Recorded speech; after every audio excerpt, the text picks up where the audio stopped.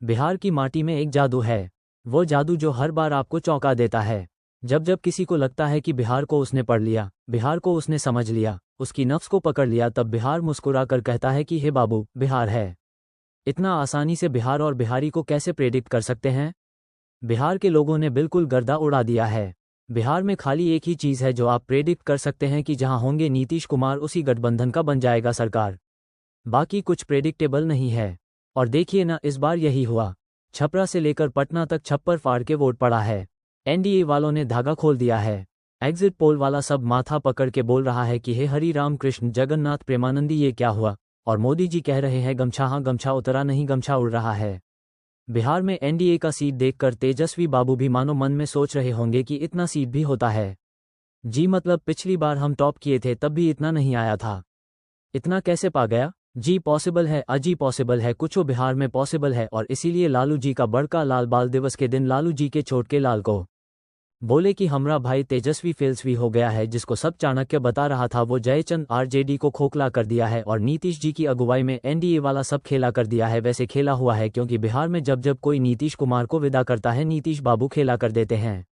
BJP वाला भी सोच रहा था खेला करेंगे। नीतीश बाबू केंद्र का एक टांग पकड़े बैठे हैं, जिसकी वजह से बीजेपी वाला बिहार में सीएम बनाने का नहीं सोच रहा है। और इस बार नीतीश बाबू की अगुवाई में जो खेला बिहार में हुआ है वो 2010 की उस सुनामी की याद दिलाता है, जब बिहार चुनाव में आरजेडी की लालटेन को नीतीश बाबू ने लगभग बुझा दिया था। आरजेडी वाला 22 पर सिमट गया था। और इस बार भी 2025 में आरजेडी, कांग्रेस और वह जो डिप्टी सीएम बन रहे थे मुकेश साहनी बाबू, उनके गठबंधन के उम्मीदों की रोशनी के लालटेन को बुझा दिया है। हाँ बुझा दिया है। इतना वोट मिला कि मानो जनता भी एक सुर में बोल रही हो कि जब नीतीश बाबू रोशन कर दिए हैं तब बिहार में लालटेन का जरूरत है भाई। है कोनो जरूरत, मतलब बिजली का जमाना है ना जी। उधर हमारे पीके बाबू, उनका दुनिया उजड़ गया है। 2 साल से मेहनत कर रहे थे पीके भाई, लेकिन अब उनको देख के हमको सुपर 30 पिक्चर का वो डायलॉग याद आया, ऋतिक रोशन वाला है जी, कोई इतना गलत कैसे हो सकता है भाई। मतलब मुद्दा अच्छा उठाए थे, वो वही मुद्दा उठाना चाहिए चुनाव में, लेकिन ऐसा लग रहा है कि उनका ओवर कॉन्फिडेंस और चुनाव ना लड़ना उन पर भारी पड़ गया है। और उसका असर यह हुआ है कि खुद तो वो डूबे किए हैं। वो जो सब बयानबाजी दिए थे कि 25 सीट से ज़्यादा जेडीयू का आया तो हम पॉलिटिक्स क्विट कर देंगे, अब उसको लेकर का लड़का लोग मीम बना रहा है। कोई 3 वाला नीचे से देख रहा है तो कह रहा है एपी के बाबू अगली बार रहेंगे जी की निकल लेंगे या वापस वही वाला काम करेंगे। फिलहाल बिहार बड़ा रोचक हो गया है। खैर बिहार में एनडीए वाला तो खुश है, वो पंचायत का मीम लगाकर दिचक दिचक डांस कर रहा है, लड्डू बांट रहा है और बनता भी है भाई। 10वीं बार नीतीश कुमार मुख्यमंत्री बन रहे हैं। 2005 से लगातार मुख्यमंत्री बन रहे हैं।